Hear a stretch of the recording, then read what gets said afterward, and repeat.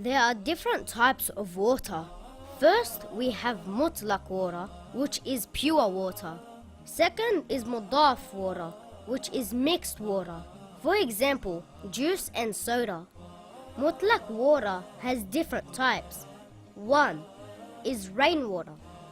2, water from a well. 3, running water like a spring.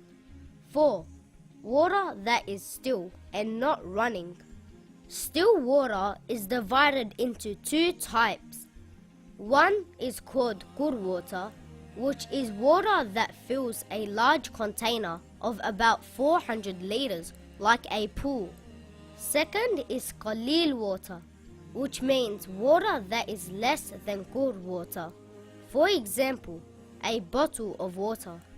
Now, if something najas falls into gur water, like blood, it stays pure and tahir if its color, smell or taste does not change. For example, blood fell into the pool that was gur, i.e. about 400 liters.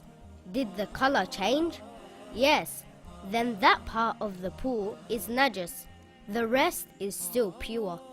If something najas like blood falls into qaleel water, the whole thing is najas, even if its color, smell or taste did not change.